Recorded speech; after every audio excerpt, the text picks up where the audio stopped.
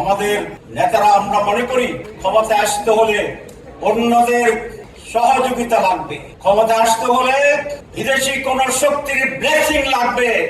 Age infinity complexity এটাই আমাদেরকে স্বাধীন হতে দিচ্ছে না। তোমরা যুবক জুলাইটা প্রমাণ করে দিয়েছ আমাদের শক্তি সবচেয়ে বড় শক্তি। অনেকে আমরা স্লোগান দিচ্ছি, বক্তৃতা করছি, আমরা দিল্লি নই, আমরা পিন্ডি নই, আমরা বাংলাদেশ। কিন্তু এখানে আমার একটা বেদনা আছে। 54 এবং 55 বছর পরে, এত সময় কেটে যাওয়ার পরে একটি স্বাধীন বাংলাদেশ, আজও দিল্লি পিন্ডির স্লোগান আমাদেরকে কেন দিতে হচ্ছে? আমরা তো বাংলাদেশ এন্ড বাংলাদেশ এন্ড বাংলাদেশ। আমি মনে করি না যে আমাদের আইডেন্টিটি ক্রাইসিস আছে, কিন্তু আমাদের ভিতরে হীনমন্যতা আছে। যুবকেরা সেই হীনমন্যতাকে ধুয়ে মুছে বঙ্গোপসাগরে শুধু নয়, প্যাসিফিক পর্যন্ত এটাকে ফেলে দিতে হবে, ছুড়ে দিতে হবে। এই স্লোগানকে আমাদের বন্ধ করতে হবে। এই পরিবেশকে আমরা এলাও করব না। এর কারণ এদের রাজনৈতিক সংকট, আমাদের নেতৃত্বের সংকট।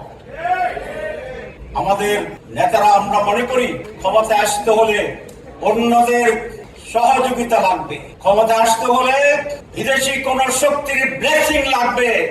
এজ ইনফিনিটি কমপ্লেক্সিটি এটাই আমাদেরকে স্বাধীন হতে দিচ্ছে না। তোমরা যুবক জুলাইটা প্রমাণ করে দিয়েছ আমাদের শক্তি সবচেয়ে বড় শক্তি। উই ক্যান ডু, আমরা পারি। আমরা কি পারি? আমরা রক্ত দিতে পারি, লড়াই করতে জানি, ঐক্যবদ্ধ হতে জানি, জীবন দিতে জানি। একটা কিছু জানি না, সেটা হচ্ছে পরাজয়।